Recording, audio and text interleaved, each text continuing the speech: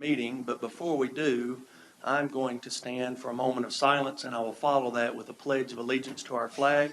If you care to join me, you're certainly welcome to do so.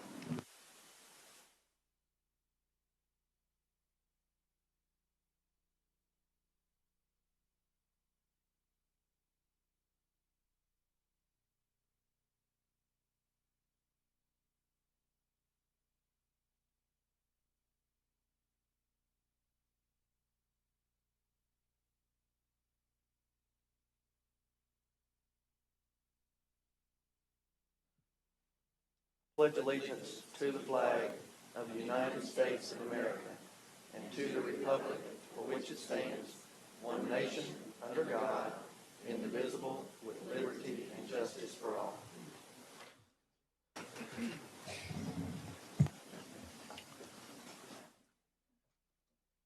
All right, we'll go ahead and call to order the September 20th meeting of the Sumner County Board of Education. First item is roll call. Mr. Johnson, do you have the roll? Yes. All right, for the record, we'll show that all board members are present. Next item on our agenda is election of board chairman and then election of board vice chairman. Hale? Long, I'd like to nominate you if you'd be willing to serve as You chairman. would hit your microphone, Mr. Hale. Mr. Chairman, I'd like to nominate you again if you'd be willing to serve. All right, I have a nomination. Is there a second? Mr. Chairman, Second, Mr. Brown? I'd like to nominate you to be chairman. You'll behave yourself. I'll do my best, Mr. Brown. All right, are there any other nominations? Motion by Mr. Wise that the nomination cease. Is there a second to that? Second. All in favor of ceasing nominations, signify by saying aye. Any opposed? By acclamation. Thank you, board. I appreciate your confidence. I hope that this next year will be a little easier than the past, but I think working together we'll get there. Next item on our agenda is election of a board vice chairman. Mr. Chairman, Mr. Brewer. I'll nominate Danny Hale if he'd be willing to serve. All right, I have a nomination, Mr. Hale. Are there any other nominations? Is there a second to that? Second by Ms. Silkwood. Mr. Wise has made a motion to cease nominations. Is there a second to Mr. Wise's motion? Second by Mr. Brown. All in favor of ceasing nominations, signify by saying aye. Any opposed? By acclamation, congratulations, Mr. Hale. Next item on our agenda is adoption of consent agenda. Is there a motion? Motion by Mr. Wise. Is there a second? Second by Ms. Cox. Any item need to come off of consent agenda? Seeing none, all in favor signify by saying aye. Aye. Any opposed?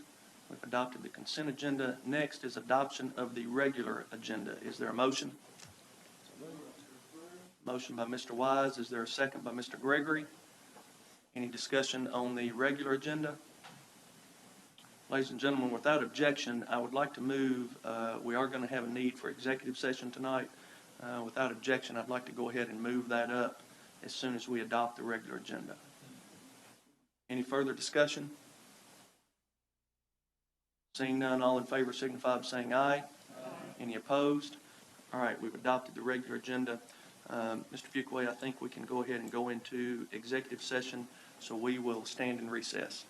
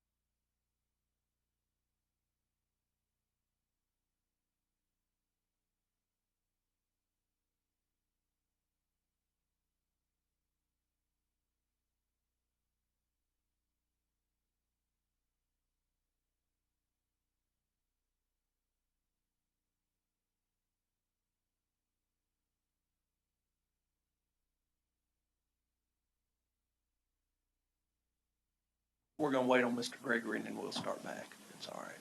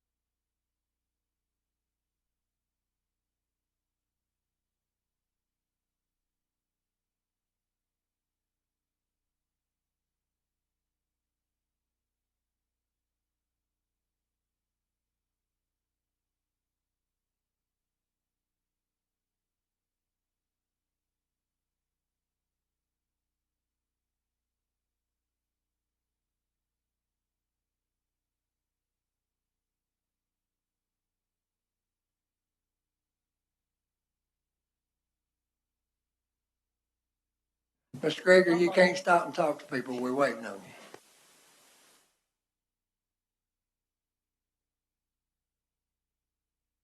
you. All right, ladies and gentlemen, we'll go ahead and reconvene our meeting. Next item on our agenda is recognition and hearing of the delegations. This is the opportunity for people to speak for up to 5 minutes on any item on our agenda. First up is Vicki Gregory. Ms. Gregory, if you would please come to the podium, hit that silver button there in the middle. Give us your name and address for the record, and you'll have 5 minutes. Thank you. My name is Vicki Gregory, live in Westmoreland, Tennessee, and actually work at Westmoreland High School, or did. I've got to go home tonight and sleep. So I'm going to speak to you tonight on something that's probably going to catch everybody off guard. And some here tonight may not agree that this topic's even relevant to our situation, but I believe it has some relevancy. Come to speak in a different way, one that may not be very well accepted. First, I want to thank each of you for the service that you do, but I stand ashamed tonight of some of our decisions on the board. Since my phone call on September the 7th informing me of my job cut, I've cried, I've prayed, got angry and prayed, asked a lot of questions and prayed some more, Mr. Duncan. So most of my prayers were asking God why this was happening to me. Well, it's not about me. This is a bigger picture. I'm thankful for the jobs that were saved. However, I feel this is only the beginning of our troubles and financial problems that this school system will face as long as we continue to turn our back on God. I believe the reason this country or this county has prospered all these years and our schools have such a good reputation is directly related to our faith and the honor that we give God for all His blessings. We call ourselves Christians, go to church on Sunday, but we tell God that He'll have to stay in the closet through the week. I believe our money problems are a direct result of these decisions, not only in this county, but in the United States as a whole. Until we take a stand and allow God back in our schools, we have not begun to see financial trouble, discipline problems, and moral decline. The minority says that the mention of God is an offense. Ms. Gregory, I'm going to have to ask you to stick to agenda items. If you want to speak on our budget cuts, we can. Is this not an agenda item when we have so many financial problems? Ms. Gregory, I understand that, but our time for people to speak, they have to be limited to agenda items only. Okay, thank you for listening. All right, thank you.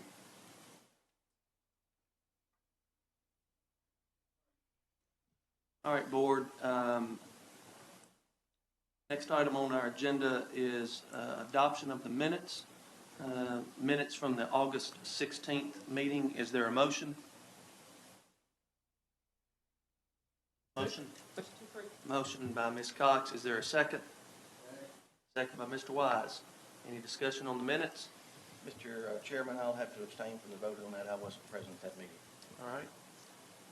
Any further discussion on the minutes? Seeing none, all in favor signify by saying aye. Aye. Any opposed? We'll show Mr. Brewer abstaining. Next, unfinished business, item A, discussion and or action regarding the district budget.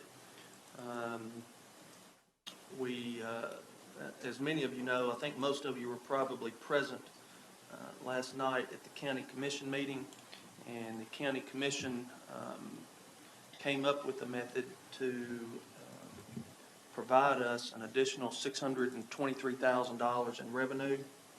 And I'm going to ask Dr. Phillips and/or Ms. Dursky. Dr. Phillips, I guess we'll just come to you for your recommendation on how that additional revenue should be rolled into our budget. I appreciate that, Mr. Chairman. Ms. Dursky and I have spoken by phone this afternoon, and she's been nice enough to come back from Nashville and be here for the meeting. I would recommend to the board that we use those dollars that were allocated for last night by the commission for adult ed and E.B. Wilson. And I think that's the exact amount that we need to restore that. Is that correct, Ms. Dursky? Yes. We're confident because of our test already that we've ran in regard to the state test that it will pass. Is that correct, Ms. Dursky? So that's what my recommendation would be to the board. All right, I have a recommendation, Mr. I'll make a Hale. motion to that effect. All right, I have a motion by Mr. Hale, second by Mr. Daniels. Mr. Gregory, do you have something? Oh, okay. Is there any discussion? Mr. Wise? Thank you, Mr. Chairman. I believe in that budget, and I think that it has been somewhat overlooked because of more pressing issues, I guess, if you can prioritize the issues in cuts. Before we vote on this motion, there's an item in our budget that we've discussed in the past that is still in our budget. I want to ask Dr. Phillips to verbalize to the board. He and I met on, I think, a Friday afternoon, and we talked about suggested budget cuts. If you will explain to me what your plan was at that time to handle custodial services, and then I want to come back, okay? Dr. Phillips? I think I had the same conversation with you that I did at the board table that evening. Really, we were looking at what was approved, which is to take the number of part-time custodians and reduce that number, as well as the benefits for those individuals that were working in the slot that we were trying to grandfather in based on the July 1st, 2010 date. We were going to do both of those things. And then also the motion was made. I haven't watched the video, but we'll go back. I think part of that motion was for us to put an RFP out for custodial services to the private market, and then bring that back to this board to see what their proposal was for the future. And then at that time, it would be completely up to the board to look at that information and decide whether that was an avenue we wanted to take or not take. Okay, thank you, Dr. Phillips. To take that a bit further, if my recollection is accurate, and I guess a little more plainly spoken, the way I understood it, there were custodians, we currently have custodians who are working less than 32 hours a week, who are receiving benefits. That plan, the way I understood it, was to terminate those employees, then post those positions, allowing those employees to apply like within the next day or so at a higher hourly rate, but without benefits. Does that sound accurate? Well, part of that's accurate. The Okay. part that we, determined by HR law, Mr. Curtis has been working on this, is that we would need to let all of the individuals go in that job classification, which is part-time job classification, whether they have benefits or not. And then reemploy out of that bulk number, reemploy the number of individuals that we have on the new job posting. We'll try to give more lead time. Mr. Curtis and I talked about that this afternoon. We're going to get some exact dates out to principals, and that way we can communicate with custodians that fall into that category. So everybody knows what's happening once this passes, but, we would have to let all of those go, reemploy the number under the new job posting. I checked to see, and I think Mr. Curtis did as well, checked to see exactly, if we were paying more for those individuals per hour without benefits currently, that we had hired since July 1st, 2010, and I don't think we are.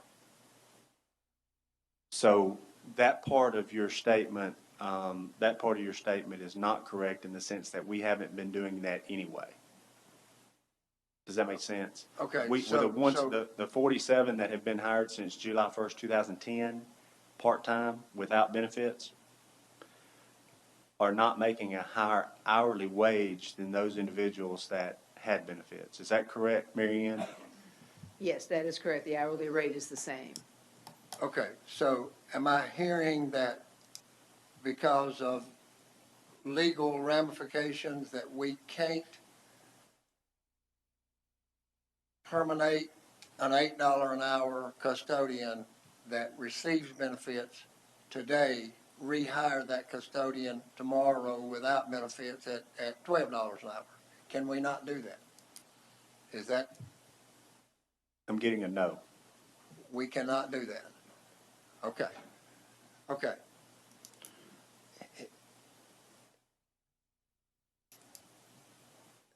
The privatization of custodial services or outsourcing of custodians, I don't favor, never have favored. It's been tried at least 3 years in a row that I've been on the board. It was tried before then. I don't think it's the way to go. I have fought it, and I will continue to fight it.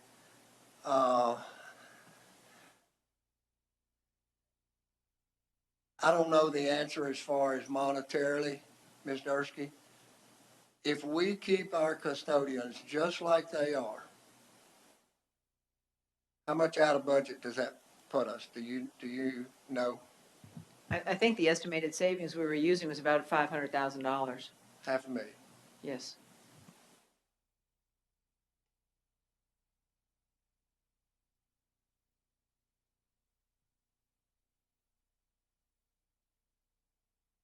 I know that that a motion was made that a part was that director and staff put out RFPs for outsourcing custodial services.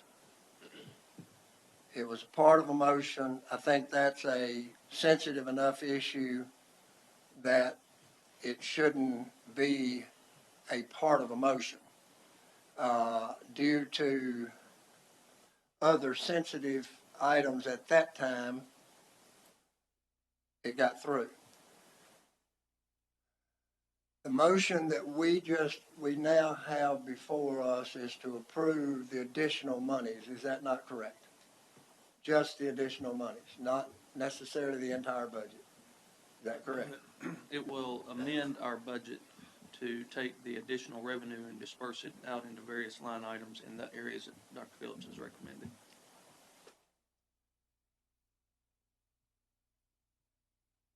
Amend the budget that includes in it outsourcing custodial services. And that is the one subject that will cause me to not support this. Otherwise, I would support it.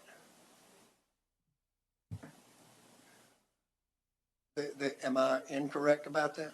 I don't think the motion, the way number one, we haven't done anything, but we've been pretty busy with the budget, so we haven't even attempted to look at an RFP, which will take some time to develop, and you have to put all of your data into it, and it takes some time. But the way I understand the motion that was approved, it doesn't obligate this board to do anything other than what we have attached as a budget item for this year.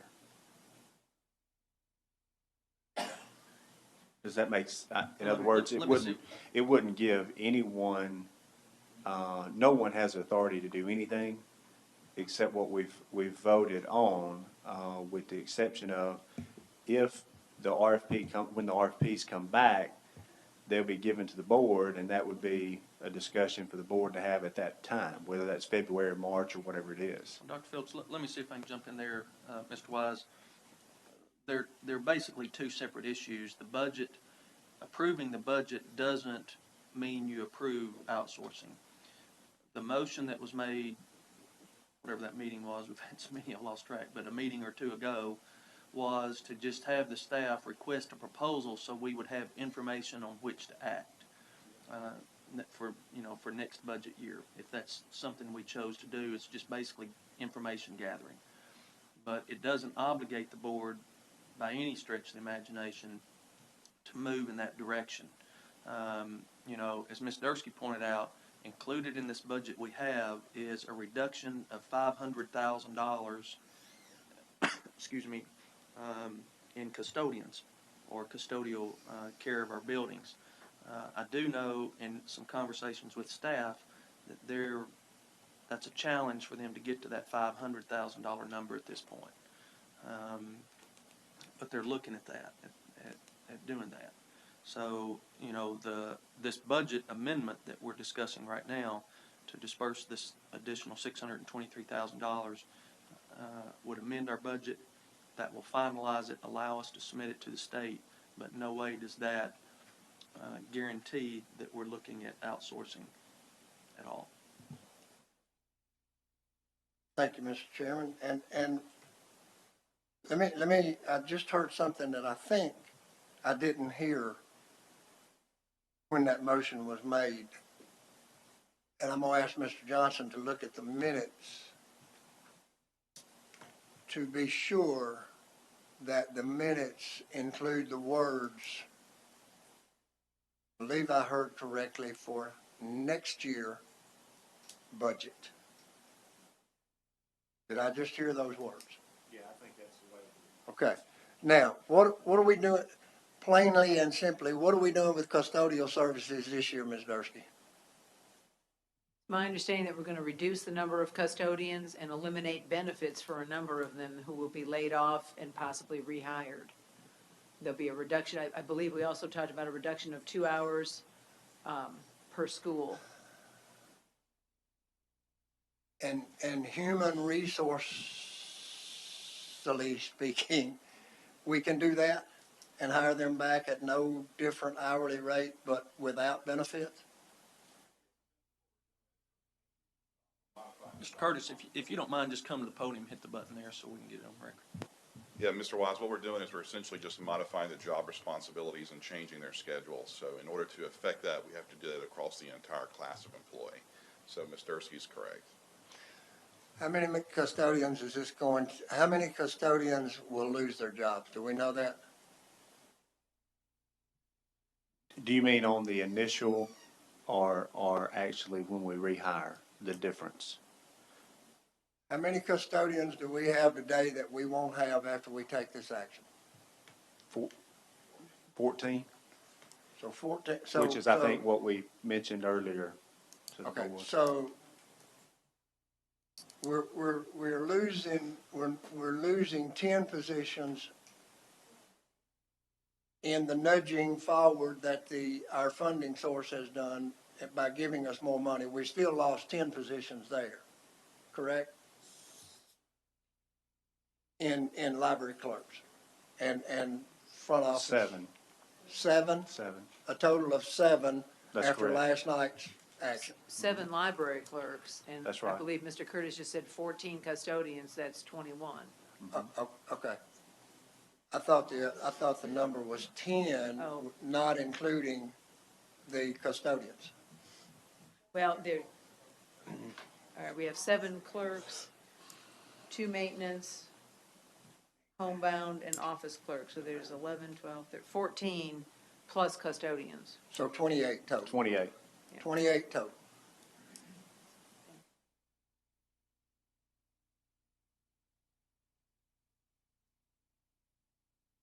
And, okay, just to Oh, 29. 29 total? Sorry. Okay. Number keeps going up, Ms. Yeah. Dursky. Will you quit talking? Okay. We're gonna do with custodians what we're gonna do.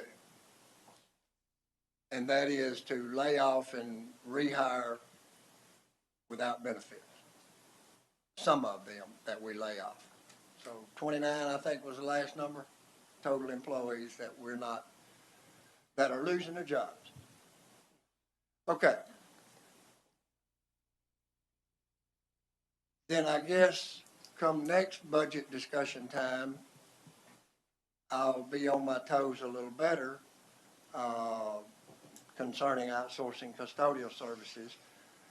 But I want to be absolutely certain that in the minutes read, next year's budget considerations on, Mr. Johnson, on outsourcing.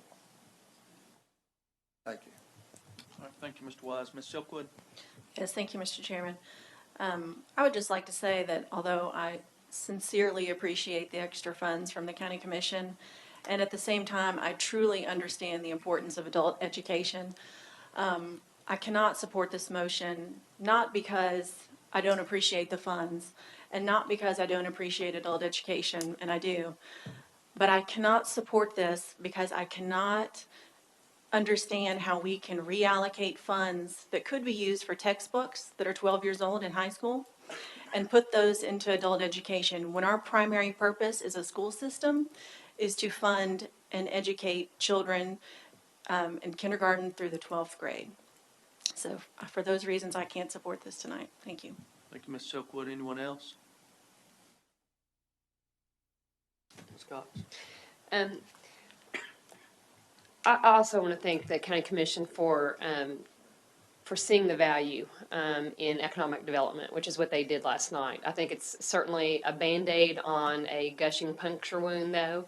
I think that we are absolutely going to have to start and engage in conversation about how we're going to deal with a completely deficient fund for our school system.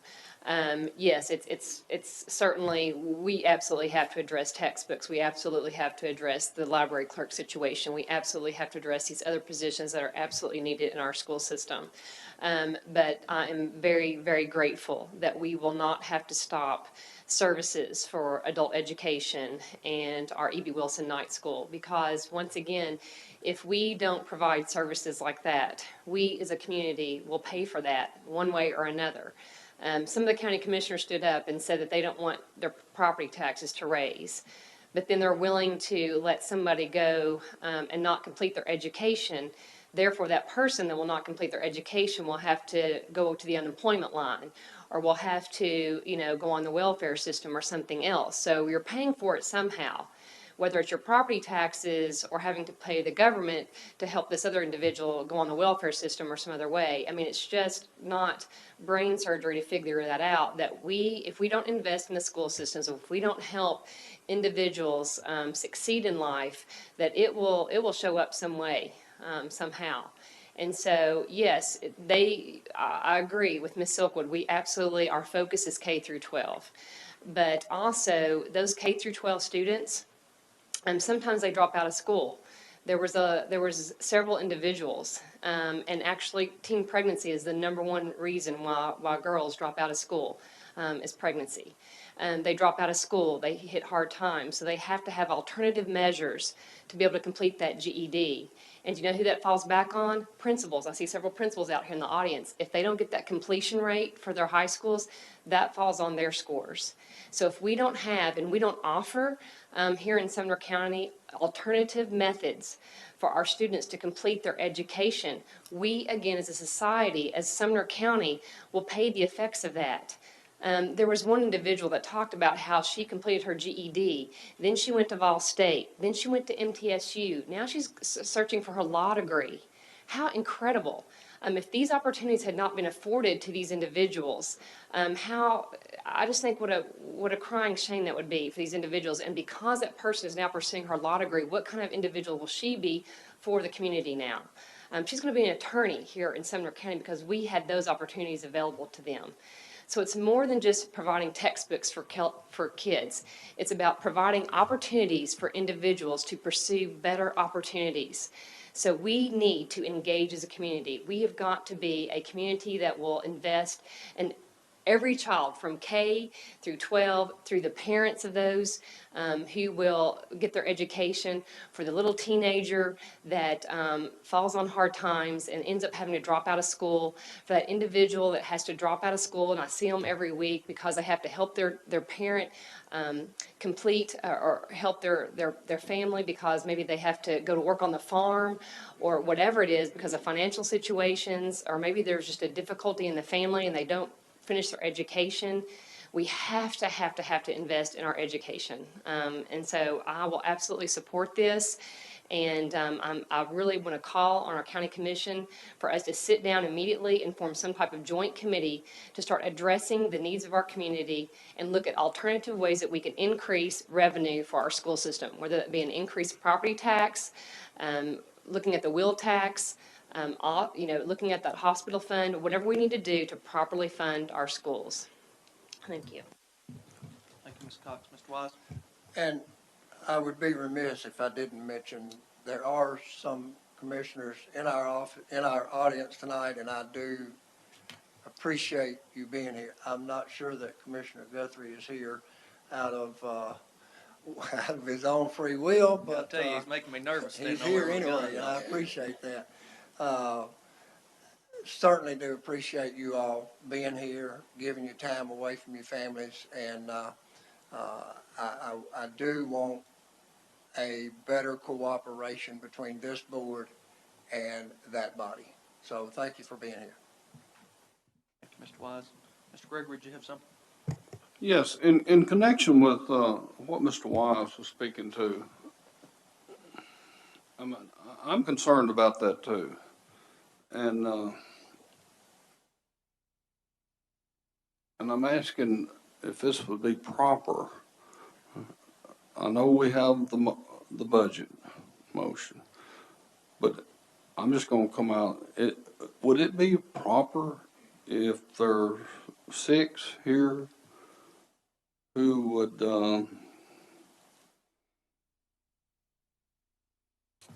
vote to rescind the part about sending out an RSP at this time?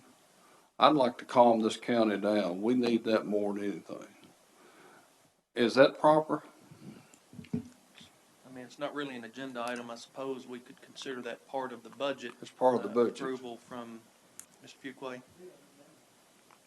Amendment to, I mean, that was a vote taken in another meeting.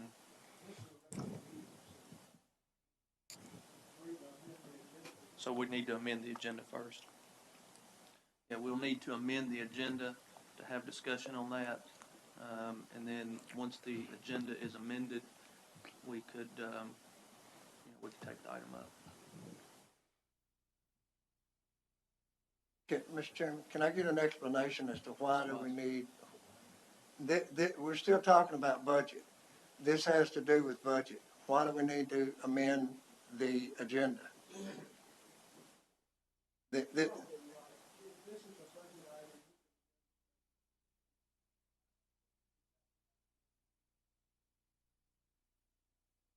Are you reading the motion from a prior meeting that concerns privatizing custodian?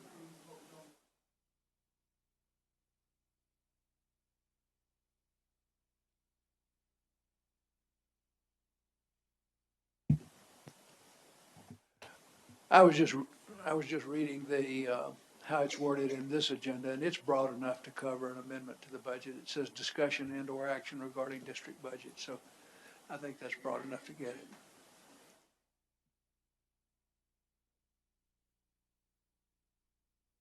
I was writing, I'm sorry. Go ahead. Does that answer your question, Mr. Gregory? Say it again, sir.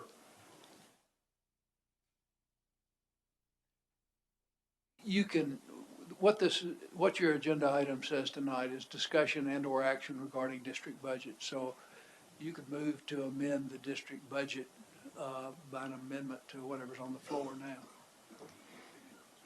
Okay, my motion would be to rescind the part of the motion, not to send out an RSP at this time. Gregory, I think a more proper motion there would be to direct the staff to not send out an RFP for privatization. I think that would be the That approach. Is sounds good. there a second to that motion? I second that motion. Second by Mr. Wise. Any discussion on the motion? Mr. Taylor, did you have something? I did. You know, Mr. Gregory, I appreciate your effort. I'm not going to support an amendment not to gather information. It's what we're here about, is to learn. Some of the problems that we had this year was because we didn't have the information ahead of time. And now we're talking about starting to develop information to get and start working with the county commission in order to deliver numbers to them early so they'll know what to expect next year. And in these budgets, you can't wait until June of every year to decide what you're going to do, because you're always a year off. If we voted tonight, it would be probably next school year to even consider that. We're not even going to have the information probably till spring, which may be, and we may look at the information and say, no, there's no budget savings there. There's nothing that would protect us, but I certainly want the information. So I appreciate the motion, but I'm not going to support it. I think we need as much information we can. We'll make a decision based on the information we receive, because, as we've all talked about, next year, we don't know where we're going to be. And we do know that without some additional revenue, we are going to be in a world of hurt. And if we have to make tough decisions like keeping schools open or outsourcing, I want to have the information to make that decision. I hope it doesn't come down to that. I hope there's some more funds that come in. I hope the state will give us some more money, the feds will give us some more money, and the county will give us more money. But as I look at it, without that, we're going to be sitting here next year having the same conversation and say, I wish I had the information. Thank you, Mr. Taylor. Ms. Scott? Thank you. And I agree with Mr. Hill. We need information. I'm not a proponent of outsourcing. I heard that, and we actually had several vendors come several years ago when Facilities and Maintenance had this proposal to us before, but I agree. We need to have the information, though. And I took the information. I actually sat here for 3 hours right back there. And where Mr. Eaton is sitting, watched 3 hours of presentation. Then I took that information and I did my research. I went to all my principals, and I asked them. I asked all my principals how they felt about it, how they worked with it. I asked companies who've worked with outsourcing. I asked schools. I took the information that was provided to me, and then I did my homework. That's what we're here to do, is to do homework. Whether you like it or don't, or whatever you're a proponent of, that's what we're here to do, is to gather information, to do our homework, and then to take the information to our principals, to whatever sources, and then make our decisions. So I agree with both, because one, I'm not necessarily a big proponent of it, but I also feel like we need to gather the information, because that's what we're elected to do. So I do feel like our director needs to have the information, because that's how he needs to run his schools, because he has information. But I also feel it's our elected duty to take that information and then to ask the ones who have to enforce that management of those resources. And so I would certainly ask that if we do go through with this, that you talk to your principals who have had to work with this before, and I talked with hospitals that have used outsourcing. I talked with schools. I even looked at the ones that they gave reference to, and I talked with them what problems they had, what benefits they had. And I think that's just our responsibility. Thank you, Ms. Scott. Ms. Dunn? In the meantime, though, would I be safe to say that we will be continuing as is under the leadership of Ms. York? I mean, just from where I've sat in on some facilities and maintenance where we're still trying to increase our standards and make our schools as clean as possible, and we're still trying to move ahead with the plans I think that we had worked on with her. Would that be true? Anyone? Mr. Wise? Thank you, Mr. Chairman. lot of times we need to go beyond just the verbiage of a motion or an amended motion and to understand the intent. And I totally understand the intent of Mr. Gregory's amendment. And that is to allow calm. I'm going to ask, and I seconded the amendment, and I'm going to ask, if I may, Mr. Chairman, the maker of the amendment, Mr. Gregory, if the wording that I'm going to offer here would be more palatable to this board, and that would be that staff puts out an RFP in February of 2012. And I agree that, I tell you, our school system in our county, we all have a stomach virus. Our nerves are in knots. And we need some cooling off time. We need some time where teachers can concentrate on teaching and custodians can concentrate on cleaning bathrooms, and coaches can concentrate on coaches, and athletic trainers can concentrate on healing the wounded. And drama coaches can concentrate on teaching Macbeth or whatever it might be. I would like to, if I can, I would like to revise that amendment to state that staff puts out a request for proposal in February of 2012, put a 60-day or 30-day time limit on the response, and get those things in. Those people, if there's an urgency and they want the business, they'll respond. So, would that work? Well, that's your business. Personally, I don't ever want to see one sent out. And the reason for that is, I personally think we're doing the right thing.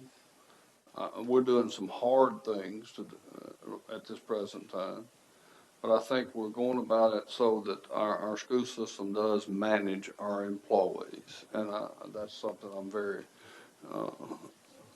very keen on, the fact that I do feel like our school system needs to be managing employees. And I hear a lot of stories about some things that are just not factual. And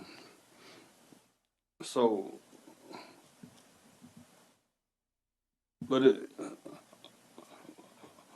I would like to just say, if it passes first, that motion to rescind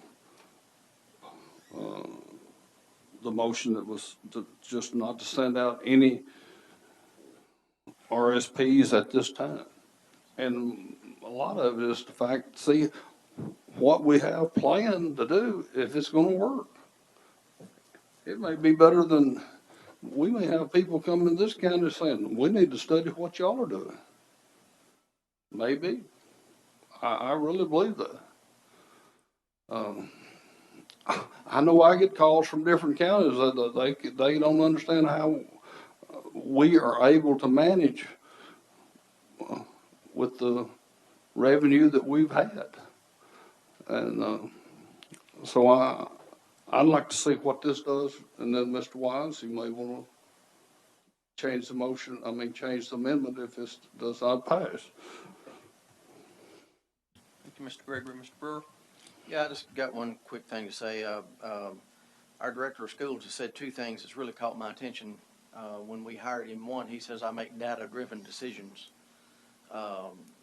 He puts the information in front of him, and that's where he gets his decisions from. He's not swaying to and fro. He has data that's in front of him that helps him to keep his to make his decisions.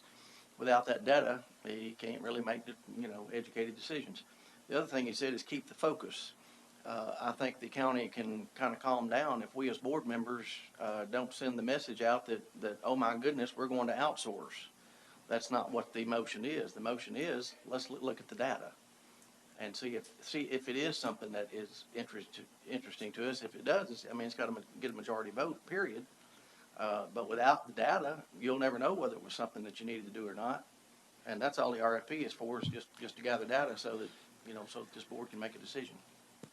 Thank you. Dr. Phillips, you have something? Yeah, and I think we've had this discussion, maybe not at the budget, because we had all types of other issues to discuss, but I know several of us have talked about it. I remember back even during my interview, because it came up, I think, during my interview.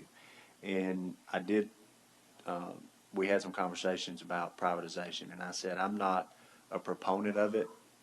I'm not an opponent of it. Different situations demand different things. It depends on the situation you're in. And I think, like Mr. Brewer said, it's important to have the information so you can make a decision. You may decide that the things that we're doing are absolutely the best thing possible. It's the best thing you could ever do. There's no cost savings. We're dealing with our employees. The principals like it that way. All of those things. But if we don't have that information, then it handicaps us a little bit making a decision. I will say this to Mr. Wise's portion about timing. When you draft an RFP and you have to put all the data in for your employees and all those types of things, I don't see us actually putting that out probably until January.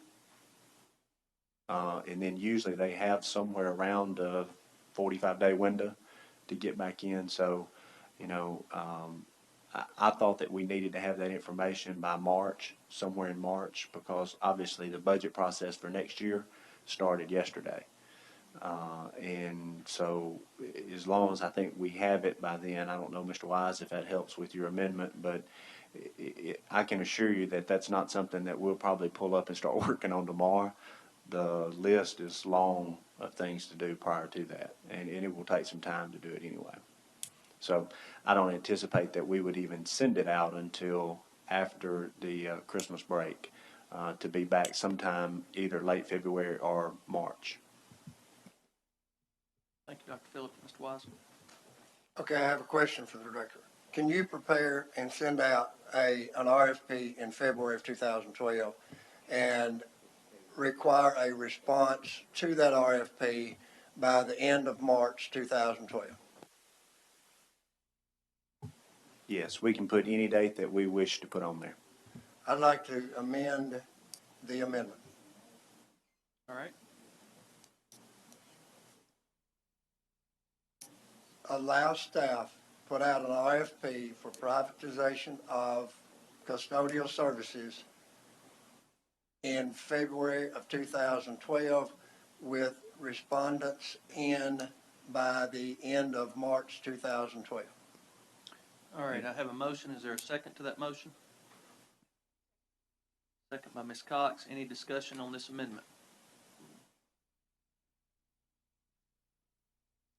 The only comment I'll make on that is I want to make sure whatever data we do receive is thorough.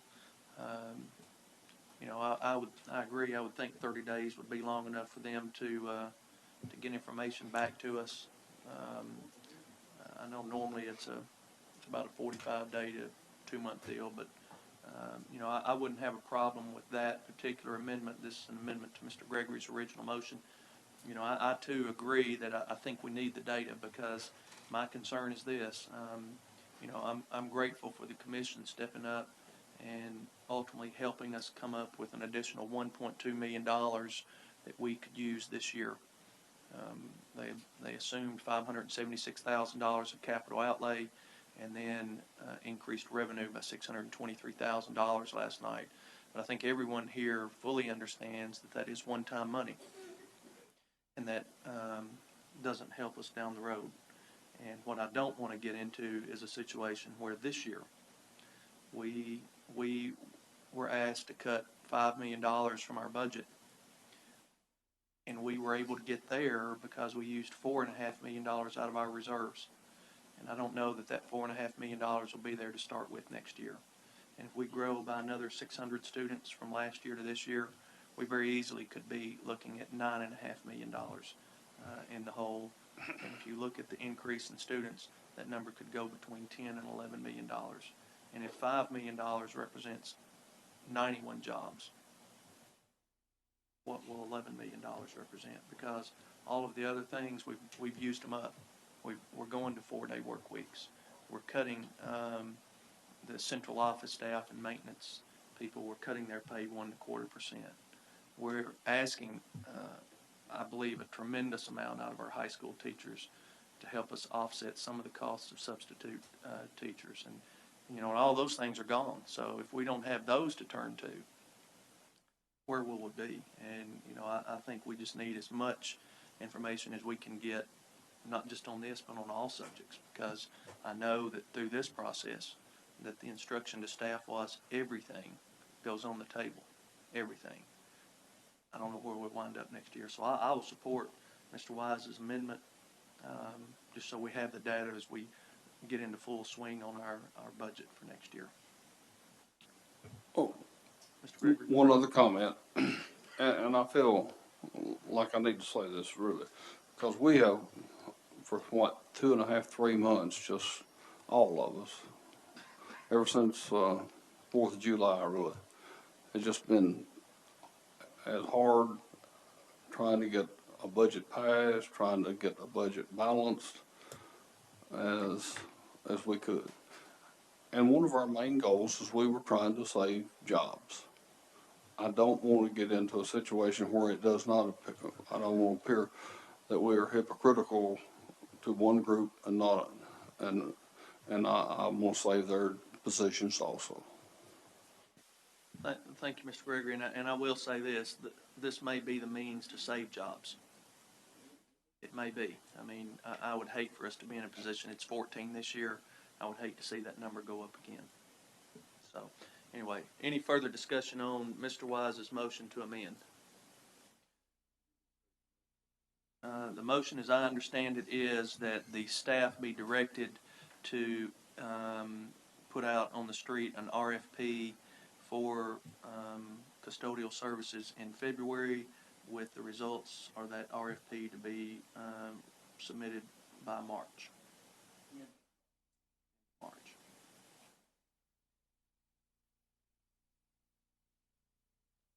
there any further discussion on the motion? Dale? And I don't want to micromanage the director in his school, what day he decides to put it out. He's going to have the information for us in appropriate time, manner. I'm going to vote no on this. Just, I trust him to put that out for bid whenever he wants to. All right, any further comment? All right, all in favor signify by saying aye.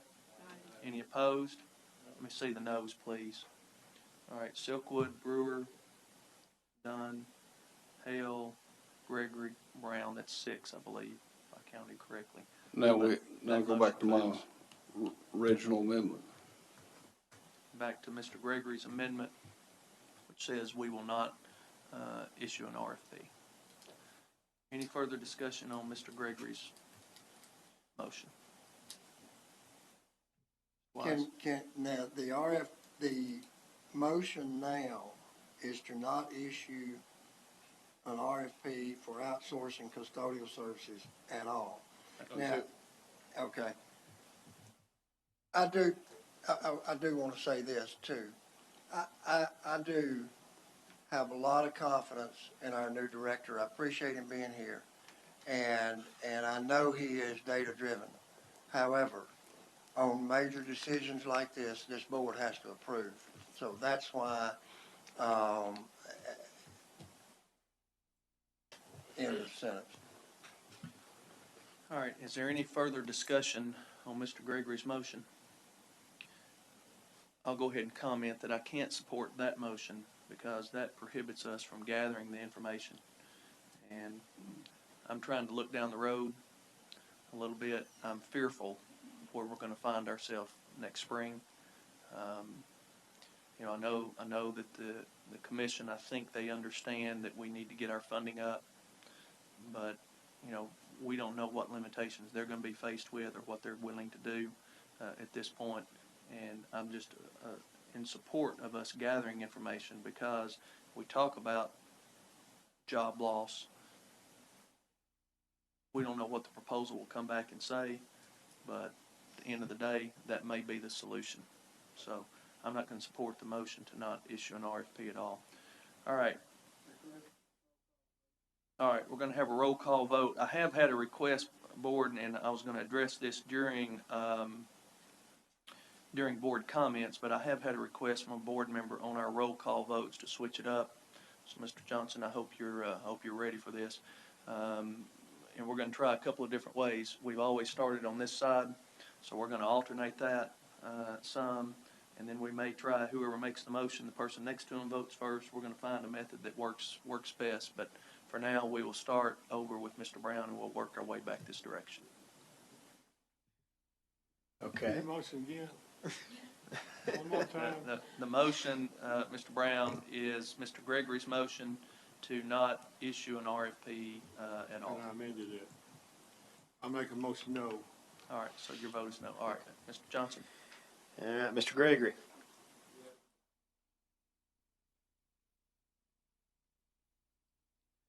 Okay, Mr. Duncan. Wait just a minute. Have we confused them? The motion was that we do not. The motion is to direct staff not to send out an RFP to privatize custodians. That's correct. I vote. That's the way I vote. Okay, so if Mr. Chairman. you're for the motion, it's a yes. If you're against the motion, it's a no. Yes. I need to change mine to yes. And you know, I could talk all night about it. We're belaboring the point here. We've been through this thing 20 years ago about this outsourcing. It didn't work then. It ain't gonna work now, but I'll give up and you got my vote. Yes, sir.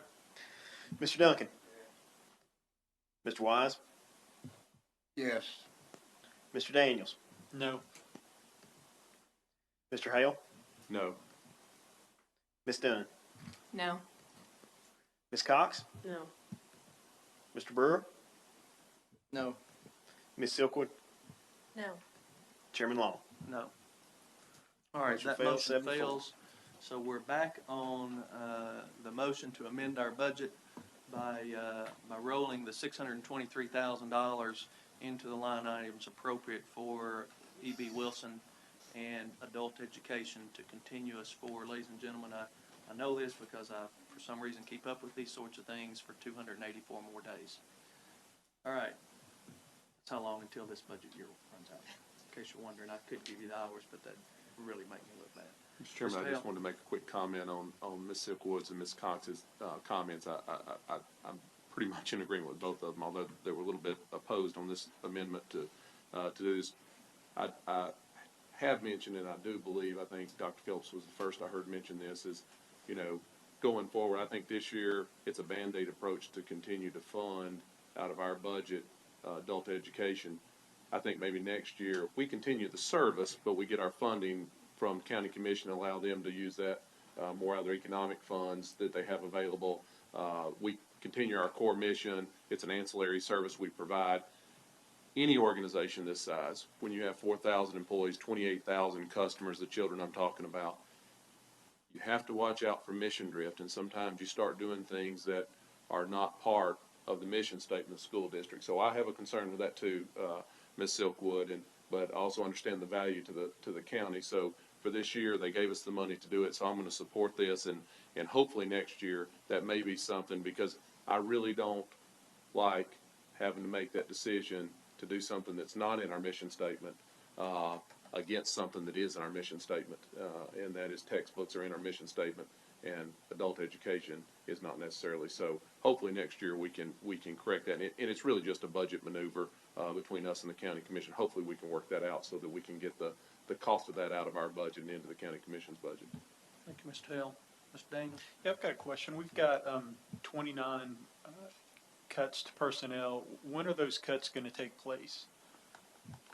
One of the things, depending on, you know, what happens here at the board tonight, but Mr. Curtis and I met a little bit this afternoon. We're going to meet again tomorrow to try to get some communication out to principals and supervisors, and then try to set up the dates that would be their ending employment date, so they know that when we communicate with them.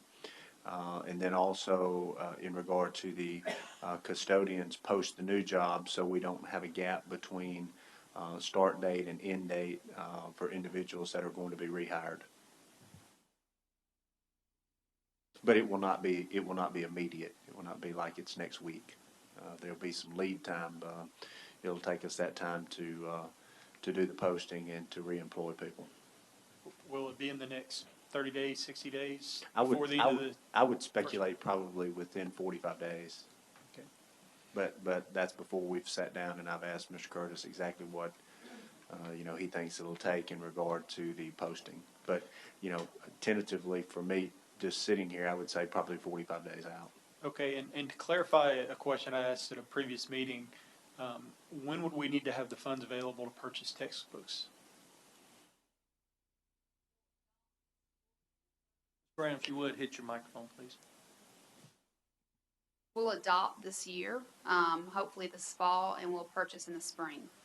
So the funds would need to be available in the spring, That's correct. and we're likely to lose personnel in the next 30 to 60 days. Is that correct, from what I'm hearing? That's correct. Okay. I'd like to make a motion. I've made it before. I'm a big fan of saving jobs. I'm a big fan of textbooks. And I'd rather try to save jobs now and pay for textbooks later. So I'd like to make a motion that we amend the budget to reallocate the funds for textbooks to save personnel. And I'll just, based on the list, central office clerical maintenance positions, homebound positions, and the classified high and middle school positions is about $325,000, which is less than 430. So those are the positions that I'd recommend that we look at saving now. All right, I have a motion. Is there a second to that motion? Second by Mr. Wise. Is there any discussion, Mr. Wise? Mr. Daniels, I appreciate your motion, and I just, keeping it simple, I just think we need to put people above things. And I'm not real sure with today's technology, what we have been able to afford in our schools that our teachers are very innovative with. I'm not sure how much the textbooks are actually used today. However, I would like for you, if you would, to go a little bit more in depth on the positions that you're talking about saving and the number of positions, if you don't mind. The positions I'm looking at, based on the original budget reduction list, I believe we had a central office clerical maintenance positions 2, homebound services 1, and the high school and middle school classified positions. I believe there were 11. That still leaves 14, which is the custodial services, which is $500,000, and 430 isn't 500. That's why I picked the other positions. Not trying to prioritize one over the other, but just what funding was available. And again, I'm not anti-textbook. I want the textbooks. I want them this year. I just think we have more time to possibly find funding through grants, maybe our Compass organization. I don't know business leaders in the community, but I'd rather try to save jobs now, and that's why I recommended that we look at moving the textbooks to later. Thank you. All right, thank you, Mr. Daniels. Is there anyone else? Ms. Brown, did you have something? While it's never a good thing to cut positions or for people to lose their jobs, we do have to realize that the business we're in is to educate the children of this county. And I heard a couple of statements made the other night in the county commission about books. Well, they're not falling apart, so what's the problem? The problem is that what we're asking our teachers to teach and the way our teachers are going to be evaluated, it's not just about our students, it's also about our teachers, is by a set of standards that is correlated to that textbook. If we do not purchase textbooks, our teachers once again are going to be teaching from a textbook, and those standards are not in that textbook in which they're going to be tested on in the spring. So it really hurts us in many, many ways. One, it hurts our students. Two, it hurts our teachers. And again, with this evaluation process, and there's so much on the line and so much at stake, and I know you've heard yourself about how much pressure our teachers and our principals are under, and we're saying, get the scores up, get the scores up, you better get the scores up, but we do not provide them the resources to do that. We're killing ourselves. And so we have to make sure that, yes, we've got to keep as many jobs as we can, but our job is to instruct children. Let me get Mr. Daniels and I'll come back to you, Mr. Brewer. And I don't disagree with anything that you say, Ms. Brown. I just know that from a time frame standpoint, we've got a limited amount of time to save the positions. We have more time to hopefully try to find the funding for the textbooks. Mr. Brewer? I had just a quick question for the director. Mr. Director, and your recommendation on what you proposed to us when we opened this meeting tonight, have you done your due diligence on this, and you have looked at it, and you feel like in your heart of hearts that you're asking us to do the best thing? I am. Otherwise, I wouldn't have recommended it. But I agree with a lot of the comments that have been made. But I think this is the plan that we need to stick with. All right, thank you, Ms. Cox. I just want to make a statement again about the textbooks again, because I think it's very, very difficult when we as school board members are trying. None of these decisions are good. I think Dr. Phillips said it. I don't know how many times he said it. No, none of these decisions are good decisions. How can you pick people over textbooks, over technology? I mean, none of these decisions are good. That's why we are groveling, literally groveling to our county commissioners, saying, please, increase our taxes, because this is not sufficient in order for us to properly educate our children. And I've stated this before, both of my children have gone through their education. Well, one is a sophomore at Beach and one is an 8th grader at T.W. Hunter. Neither one have had a literature textbook. Neither one have ever had a literature textbook because their teachers refuse to hand out the textbook because it does not meet curriculum standards. That is inexcusable, in my opinion. And just like Mrs. Brown said, they cannot be asked to have these new evaluation standards when they do not have curriculum to hand out to their children. How can they be asked to be evaluated on a 1 to 5 Richter scale or a scale and be told, this is your performance, you will be graded on this, you will be either given tenure or not based on these standards, but we're not going to give you a textbook in order to teach your students with. That doesn't make any sense to me. And so it's just like she says, and then our students are somehow being given tests that they have to, their grades are now being, by the state level say your tests are now going to be tied to this, but we're not going to give you a textbook that's you have to test with. I mean, none of this makes any sense to me. So textbooks are absolutely vital to our children, but it always gets on the chopping block because it's $1 million expenditure every year. So we just shove it, to the side every single year. And so it's very, very difficult. So now we've weeded it down and weeded it down and weeded it down. We're just going to do middle school now, 6 to 8. We've weeded it down now. Our middle schoolers are the only ones who are going to get textbooks this year. And it's just a travesty. So I can't support of shoving it off again. I've seen it for 3 years be on the chopping block, and I'm not going to refuse this year to cut textbooks out again. I just won't do it. I promised my middle school teachers who have begged me ever since I got on the school board, do not cut my textbooks. So this is for all the middle school literature teachers that have been begging me for 3 years. So this is for you guys. All right, thank you, Ms. Cox. Anyone else? All right, seeing none, all in favor of the motion signify by saying aye. Aye. Those opposed? No. Let me see the noes. This is noes to, I guess the no means we keep the textbooks. All right, let's see the noes. No would mean we keep textbooks. The motion is to allocate textbook money into the line items to keep the position suggested by Mr. Daniels at this time. Is that accurately state your motion? So if you're voting in favor, if you vote yes, you're voting to not purchase the textbooks, put that money into salary and benefit line items.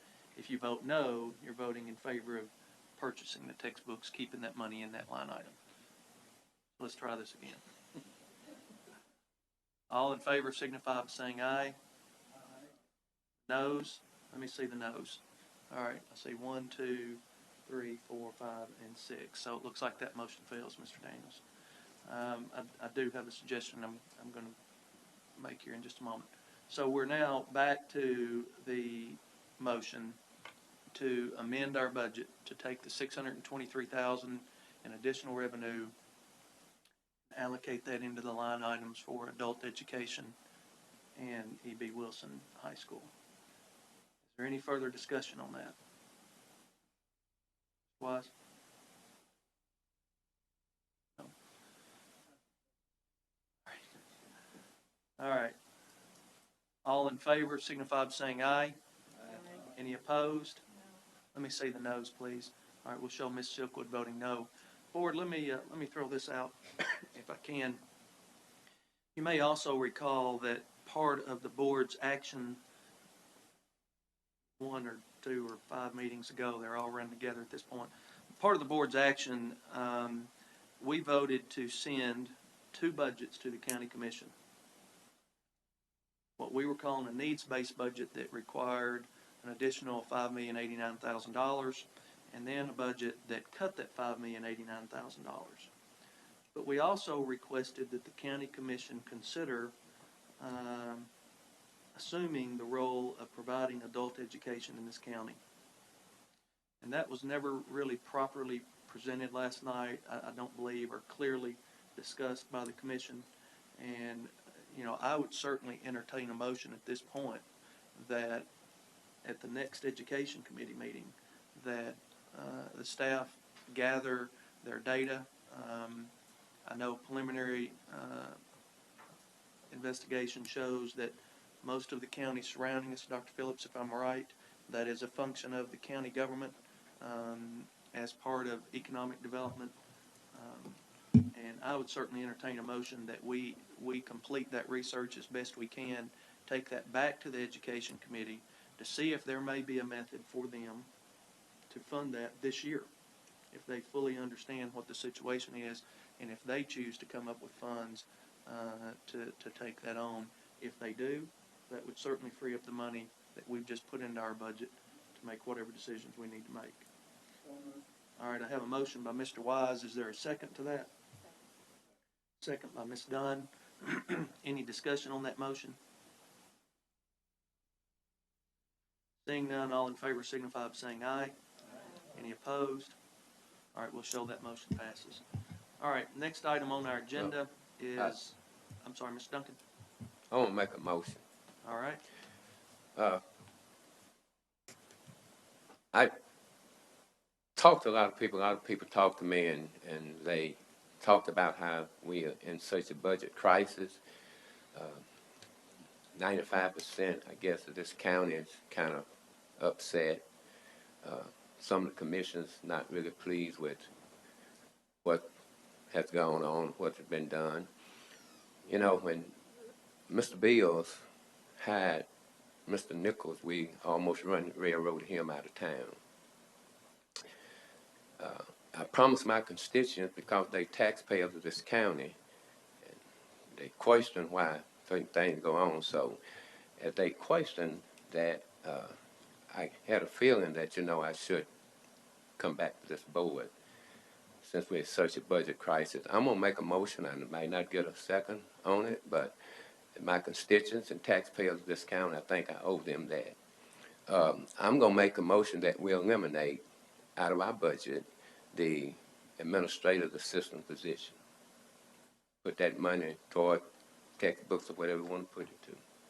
All right, I have a motion. Is there a second to that motion? A second. All right, I have a second by Mr. Wise. Is there any discussion?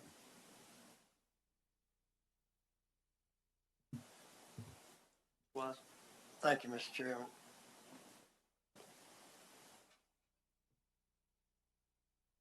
And again, I will say, as I said since about July the 4th, don't take it personally. I don't care if it's Elvis Presley in that position.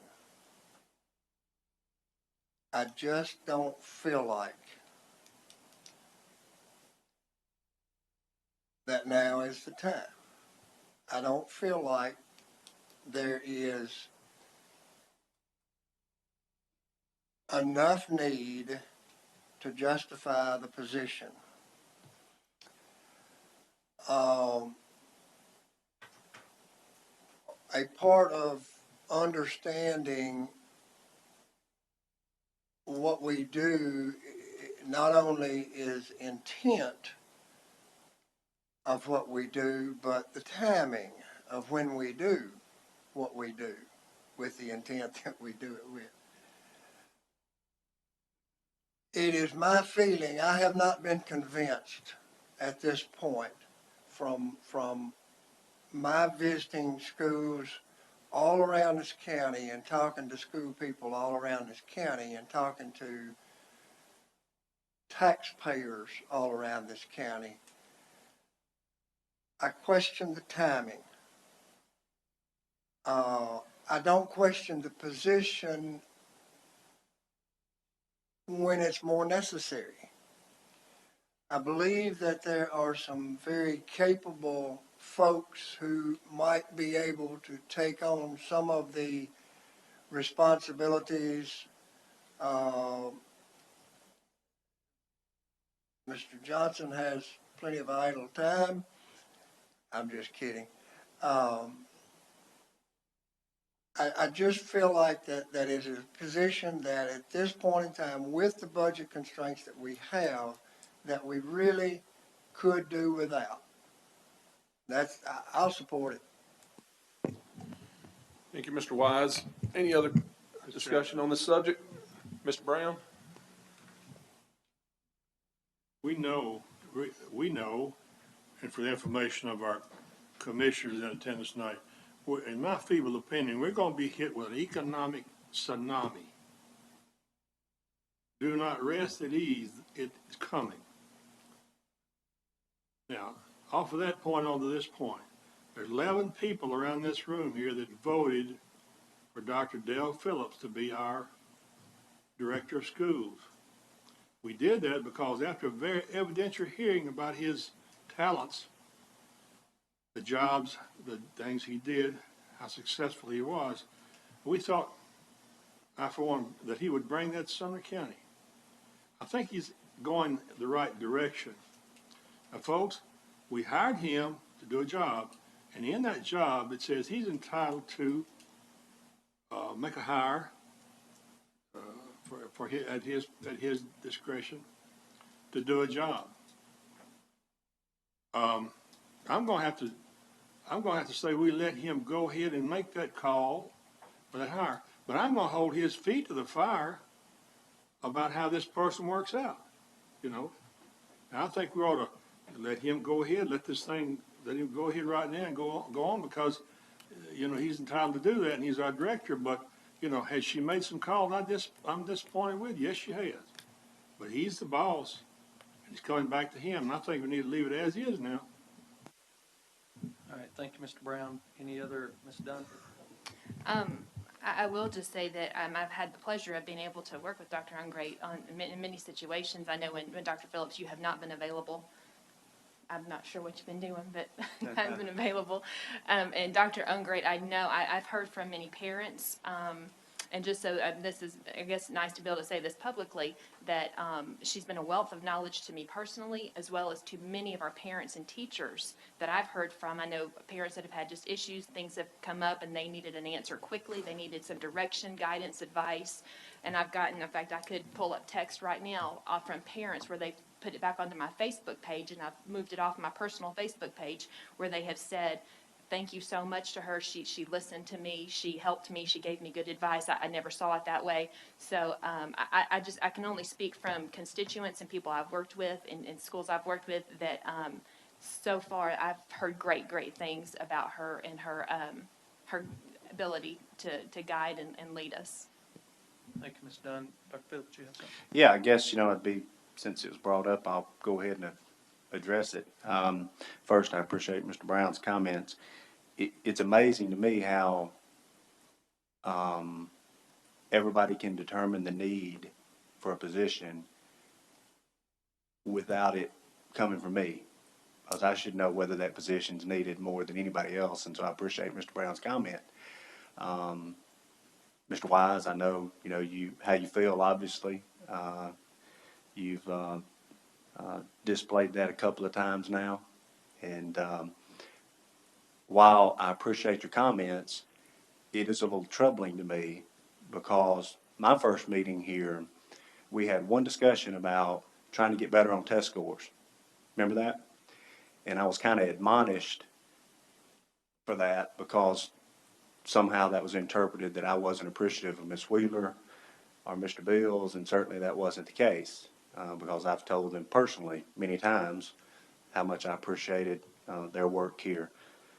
And it seems like we're picking out for a personal attack one person out of a list of 3,950 employees, which I don't know, it doesn't feel real good.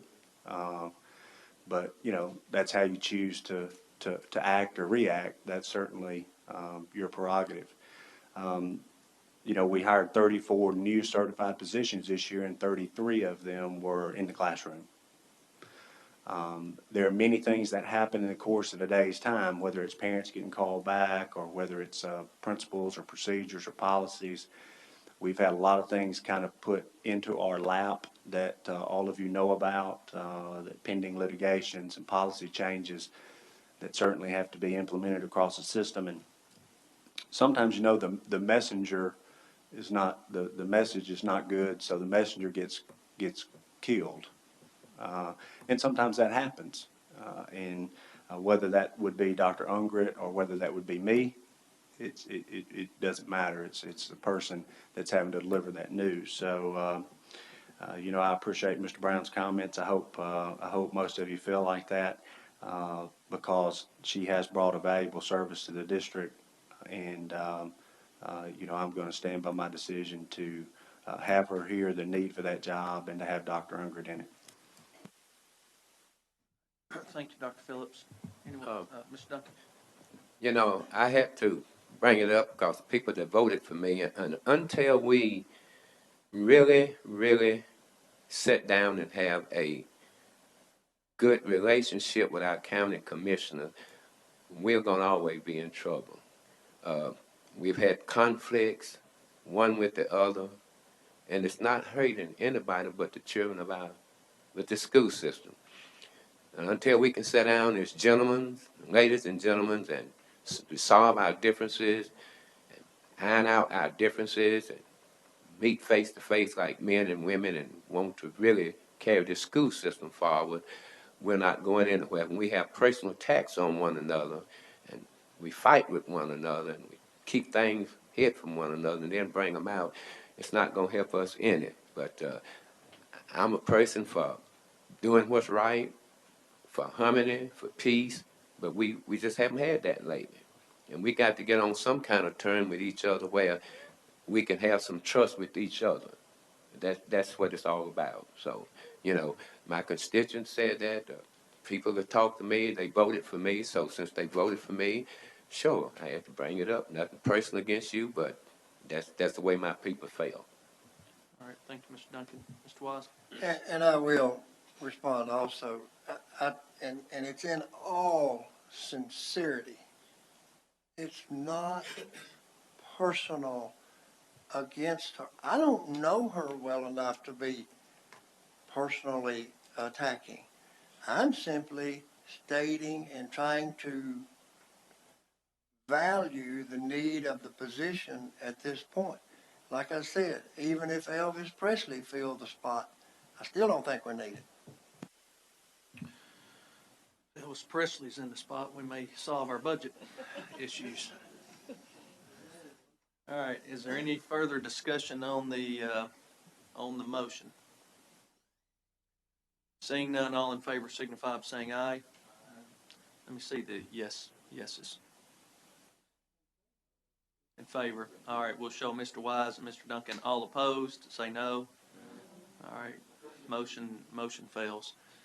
All right, ladies and gentlemen, next item on our agenda is item B, discussion and/or action regarding policy GBRH, leaves of absence. Is there a motion? Motion by Mr. Hale. Is there a second?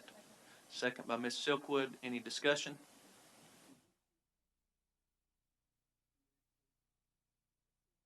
That's next. We're on item B, Mr. Wise. We just finished budget items.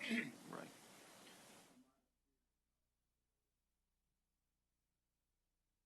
All right. Any further discussion on item B, discussion and/or action regarding policy GBRH leaves of absence? All right, seeing none, all in favor signify. Did you have something, Mr. Duncan? Okay. All in favor signify by saying aye. Any opposed? All right, we'll show that motion carries. Mr. Duncan, did you have something?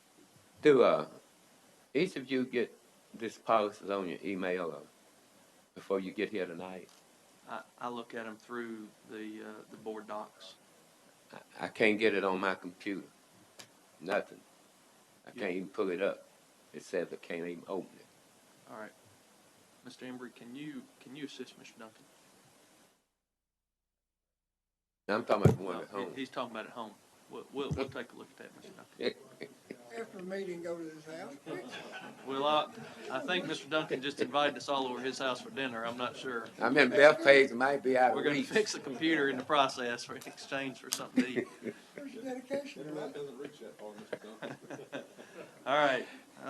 Next item on our agenda is item C, discussion and/or action regarding policy GAC, application and employment of school district personnel. Is there a motion? Motion by Mr. Hale. Is there a second? Second by Mr. Wise. Any discussion? Seeing none, all in favor signify by saying aye. Any opposed? We'll show that motion carries. Next, under new business, item A, consideration of facilities use request. This is, excuse me, this is a consideration of a request from Westmoreland Elementary for Rotary Kids Christmas, and they are requesting a fee waiver. Is that right, Mr. Johnson? Yes, you're correct.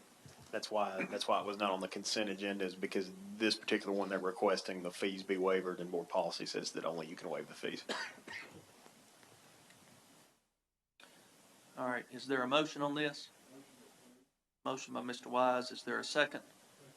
Second by Mr. Brown. Is there any discussion?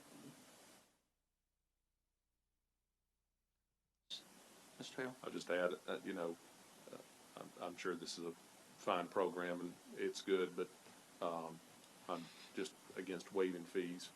I think the school system is the biggest charity of all, and I know the other people are doing good jobs. As long as it covers our cost, I'll support the use of the facilities, but I'm not going to support it if it doesn't cover our cost. Again, we need to buy textbooks. All right, thank you, Mr. Hale. Any further discussion? Seeing none, all in favor signify by saying aye. Any opposed?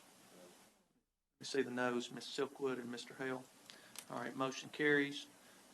Next, item B, under new business, extended contract, and I think this will be Ms. Brown.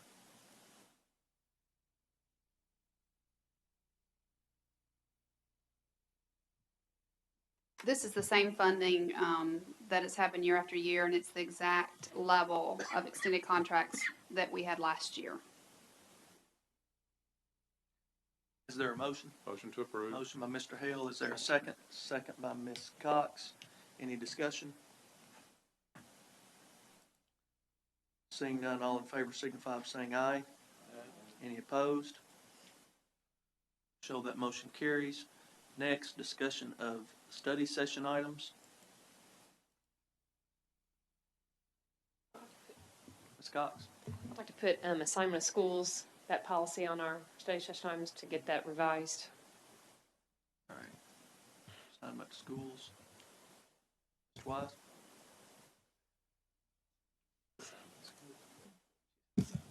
We've been saying for the last, since July the 4th, that we need to begin our budget studies before the middle of September.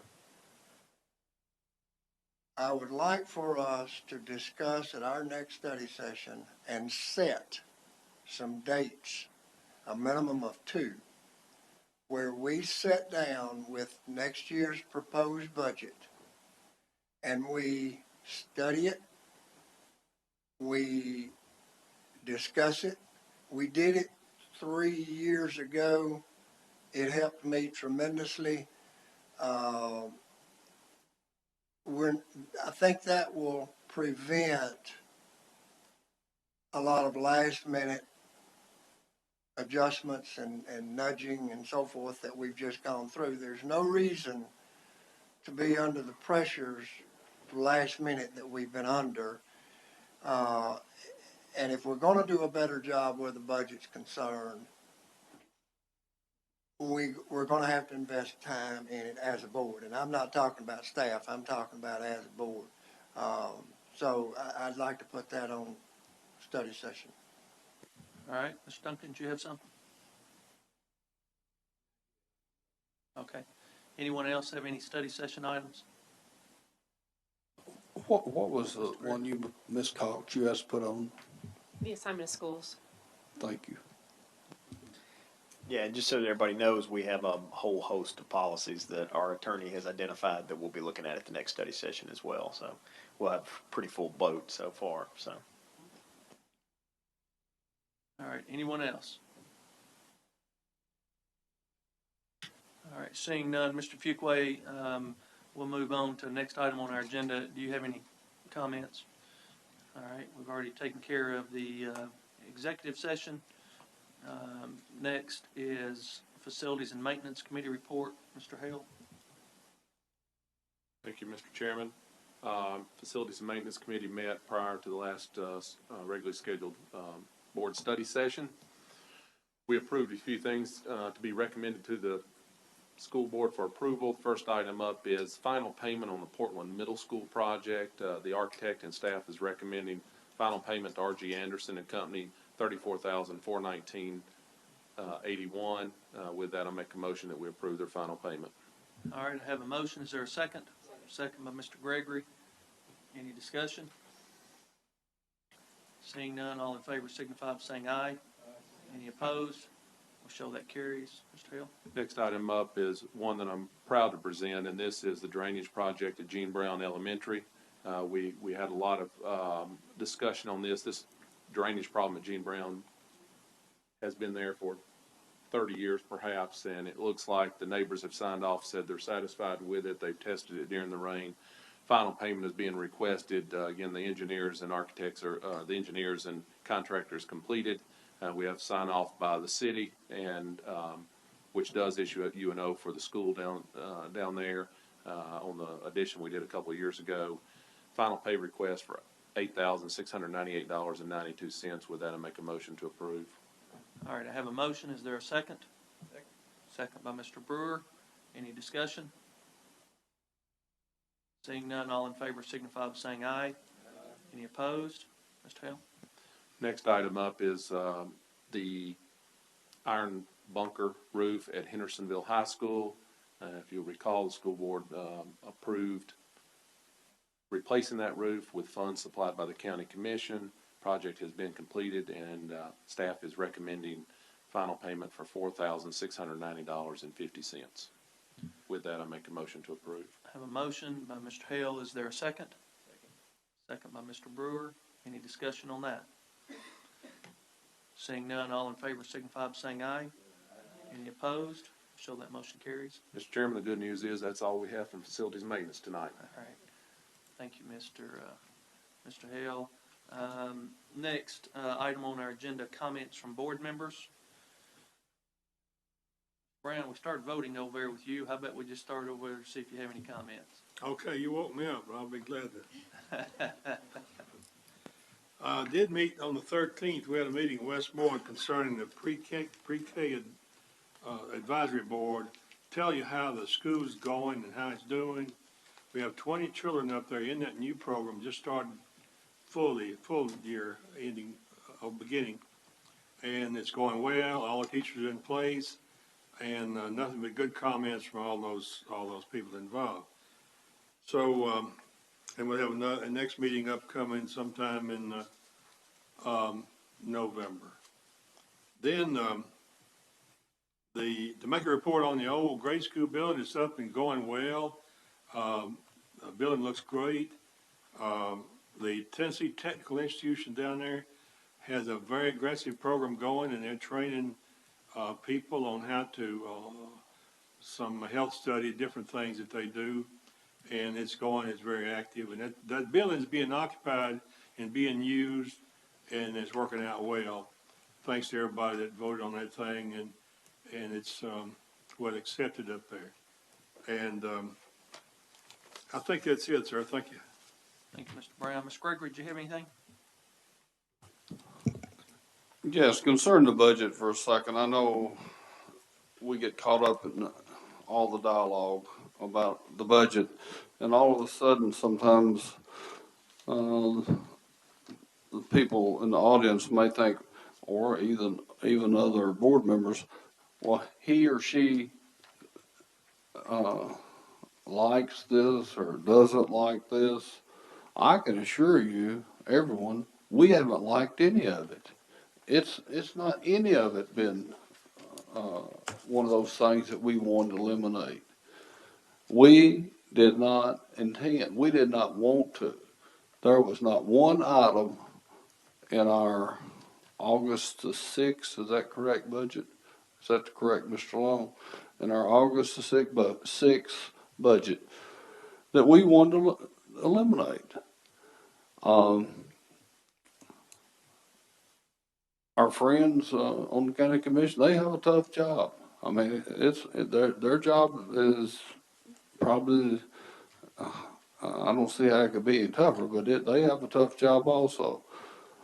I think we have come to an end on this and made as much, I wouldn't say progress. Obviously, we haven't made any progress. We've gone backwards with as many things as we've had to eliminate. But I wanted to make mention, it's not one of the things that, because you have to choose between 1, 2, or 3, it does not mean that you wanted to do any of it. Next thing, I would like to, ask Ms. Dursky, how much room, and we refer to this up here a lot, and most people do not realize the importance of it, and that is how much room do we have in the testing of our budget that has to be done before the state will accept it?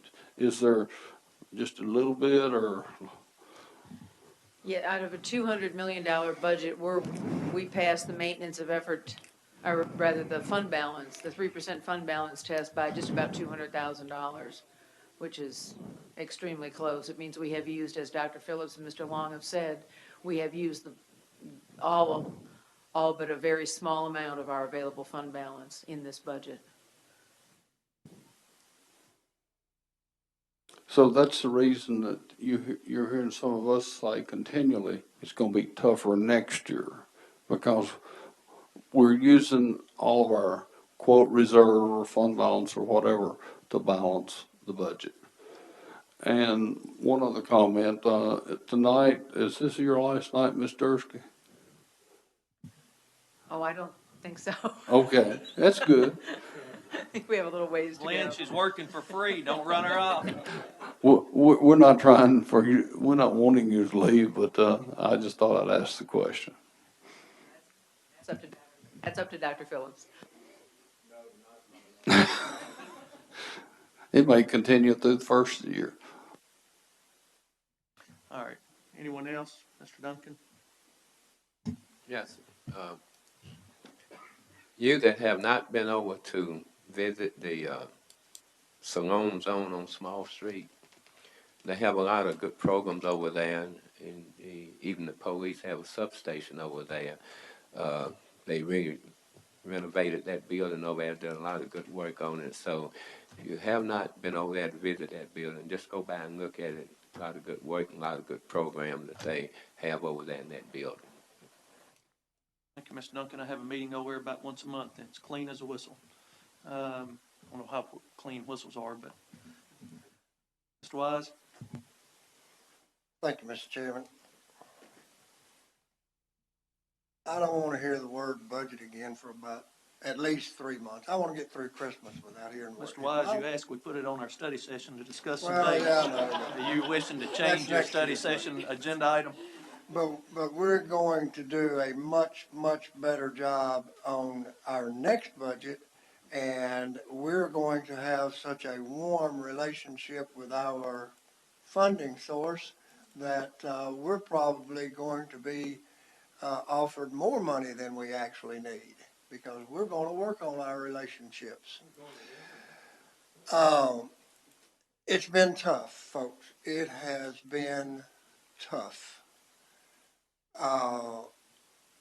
I joke with Ms. Schreiner. I asked her if she's still mad at me. She's not quite as mad at me as she was about 2 or 3 weeks ago. I'm making the comments now. You had your turn. It has really been tough, and I hope that everyone within the sound of my voice will realize these were, as Mr. Hale said 2 or 3 meetings ago, or whenever it was, these are big boy decisions. They're not easy. They're not fun. Actually, I hate having to make these decisions. But we have to. We have had to. Please understand that whatever my voice has said was not intended to injure, offend, hurt any individual. Thank you. Thank you, Mr. Wise. Anyone else? Ms. Daniels, Mr. Hale? Do have a quick comment. Both Gallatin High School and Station Camp High School will celebrate their homecoming, football homecoming this Friday night, and we invite everybody to come out and participate with that. Last Friday night, Gallatin and Station Camp played at Gallatin, and both schools are in my district, and having connections to both schools personally, I ended up wearing a burgundy shirt and sat on the Green Wave side. So I played a good politician on that one. How do I do that? But just ask that the students and those involved in the program stay safe, have fun, and have a great homecoming. And Mr. Hale, I'll go ahead and point out that Hendersonville High School also has their homecoming this Friday against Riverdale. Which is where I'll be, by the way. All right, Ms. Dunn? Just a couple of things. First of all, kind of a different thing, I guess, but I received one of our phone calls off the calling thing where my phone just shows up as Sumner Schools, and it was Mr. Duncan, who's our assistant principal at Hunter Middle School. And his voice was so exciting, and he had something great to tell us, and he said, we're selling cookie dough. But I'm going to tell you what, his message out to the parents was incredible. I sat down immediately, sent him an email, and just told him how much I appreciated his excitement, because it shows in the excitement of our students. And so with that, I even asked Mr. White tonight how they were doing with it. It's kicked off last week, and I think they're at right now, just to go to show too how much our parents are going to support our schools financially. I think right now they're almost at $30,000 in cookie dough, and I know they were the national top sellers last year at like 70-something thousand. So at any rate, but I just appreciate our leadership in our schools, even under hard times with budgets, that they're still doing everything they can and getting our kids excited. And of course, we are super excited as our family is about cookie dough. But second thing is, last night at the county commission meeting, I just personally wanted to say, of course, and this has been, I know for a few of us up here, we've just completed our first year, and I've learned more than I ever in a million years thought I would. Or could, but in the county commission meeting last night, just a personal thank you to, we had 9 commissioners that really stepped out on a limb for us to try to get our $5 million back, and those were Commissioner Harris, Ring, Kimbrough, Hughes, Decker, Good, Lamar, Brown Strong, and Commissioner Guthrie. And so just something I've learned in the past year is thank you for stepping out and trying to help us do what we feel like is the right thing. Thank you, Ms. Dunn. Ms. Cox, do you have something? Thank you. I'll echo everything that Ms. Dunn said about, one, I bought 2 things, cookie dough already, and thank you to all the commissioners that she just pointed out to. And please say thank you to them because they were very pro-education last night, and we appreciate their efforts very much so. One other thing I just wanted to point out, there has been some, in my opinion, some miscommunication or attacks, I feel like, toward our director's salary for some reason. I don't know why. For some reason, we spent an exhaustive time from January to April trying to find the best and the brightest. That's what our constituents said they wanted. We had how many meetings and meetings and meetings with our constituents asking, what do you want out of a director? We had survey and survey and survey, and I went through this, and I had all these highlights. What do you want? We want management. We want PhD. We want somebody with business skills. We want professionalism. We want somebody who can communicate. We want, I went through this just the other day, and I thought this was an interesting comment. We want somebody to have a strong voice to represent the school board, the school system in its relationship with the Sumner County Commission. The candidate should understand the difficulty of leading a school system whose budget must be approved by commissioners who aren't always favorable to education. I thought, that's interesting when we're just facing this. I mean, there was all these credentials that this person must have, and when we met with Ray and Associates, they said, you all are asking for a very tall order. And what that order is, you need to have is that budget will probably somewhere around 190 to about 200,000. Well, we all negotiated here what we thought we might need, and so we brought that down to around the 180 to 175 figure. I just want to give you all a taste of what's out there in the top 10 counties in the state, just so everybody knows that, yes, it was more than Mr. Bill's salary, but let me just tell you what the top 10 counties are paying for their director of schools. Davidson County, $250,000. Knox County, $247,000. Shelby County, $232,000. Hamilton County, $211,000. Rutherford County, which is a little smaller than us, $129,000. That was a rarity. Williamson County, $171,000. And then, of course, Sumner County, we're at $178,000. So if you want the best and the brightest, we're paying exactly what everybody else and actually under what the top counties are. So I really beg to differ with everybody else. When you ask this board to go out and get the best and the brightest, we had 178 contacts. We had people from 35 states apply to our superintendentship. We had top 10 candidates, and this is who we presented to you. And yes, we're going to have to pay top dollar if we want the best and the brightest. So it really kind of irks me a little bit when people start, getting to us about the salary that we're paying, when obviously the top counties in the state with comparable type school systems, and we are a top 10 county, are paying well above that in the $250,000 ranges. So I hope that answers that question. Are we paying competitively with other counties?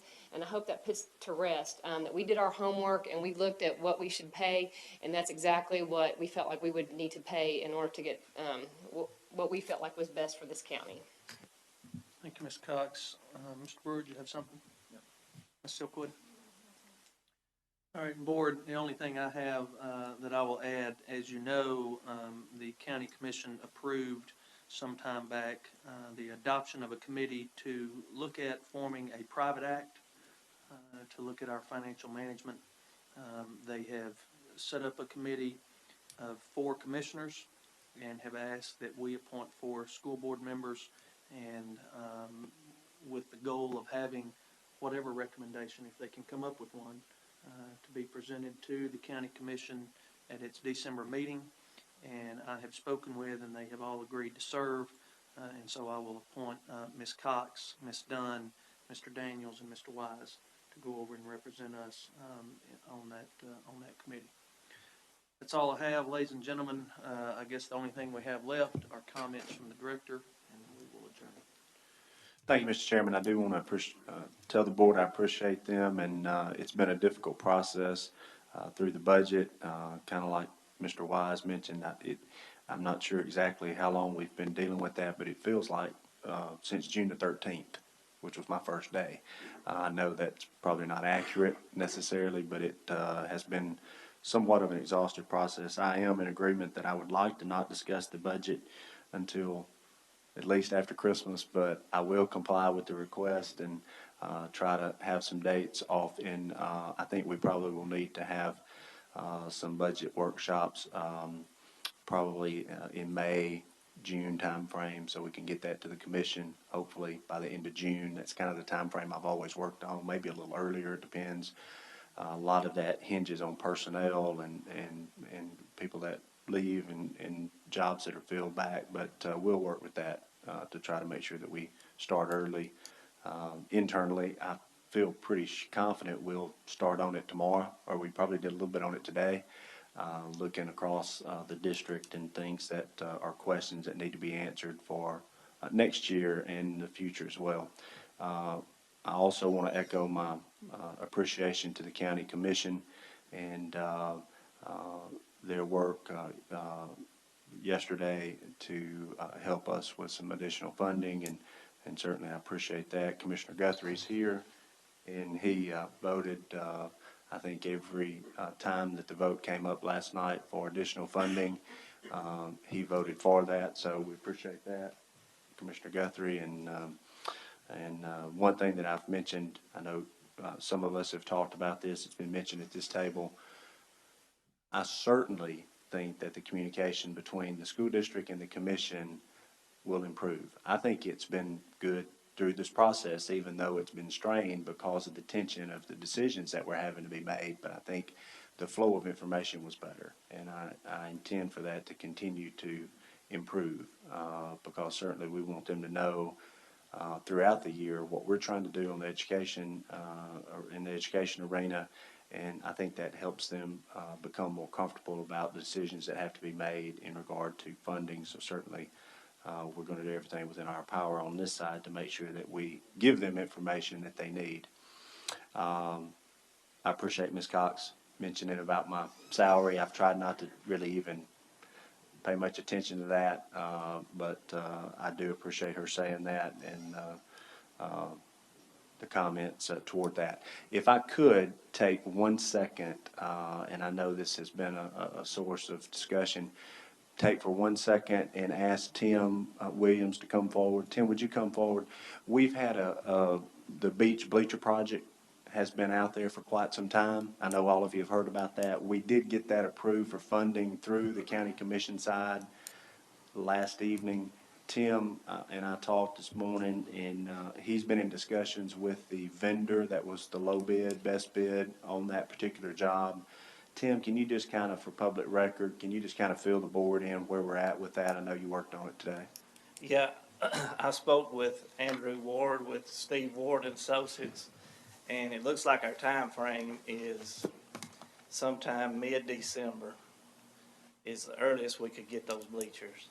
So I spoke with Mr. Cardwell today.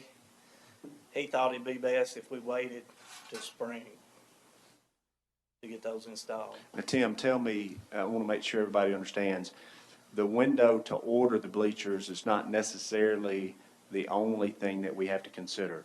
How long did he say it would take once the materials were on site and he was there to do the job? How long did he say the gym would have to be shut down, not used? Up to 6 weeks. 6 weeks. That's for demo and to install the new bleachers. Okay, that's the most important part of the conversation.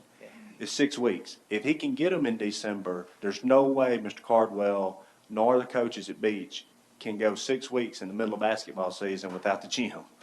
I mean, there's no way. We'd have to play on the road every game. We'd have to cancel tournaments. No way that's happening. So the bid that was submitted to us was good through September. We're going to execute that bid. Mr. Williams is already talked to the county. We're going to ask them for the purchase order, which is typical process for us. Once they give us the purchase order, we'll execute it with the vendor. Mr. Williams is going to go back out with the vendor and work with Mr. Cardwell and the coaches to pick the colors and other things that they want. We'll get the drawings submitted back to us per our normal process, and then hopefully we'll get those bleachers installed at spring break because it's going to take an extended, like I said, up to 6 weeks to be able to get that done. Just wanted everybody on public record to understand that project's moving forward. We're able to use the bid we already have. Tim's working on it, but there's really no way that we're going to be able to get that done until spring break. Just want everybody to know where we're at. Thanks, Tim. Thank you, Dr. Phillips, and that was my understanding as well. I was appreciative of the commission approving the bids, that we were going to go through production and installation starting first day school dismisses in the spring. So I too would like to just quickly thank the commissioners who were here tonight, Commissioner Akins, Commissioner Harris, and Commissioner Guthrie, even though he is here in an official capacity and standing much like the Queen's Guard at Buckingham Palace. Very official looking. I think we've managed to get a smile out of him once or twice tonight. So I would like to say thank you to each of you. Ladies and gentlemen, that's everything on our agenda, so we stand adjourned.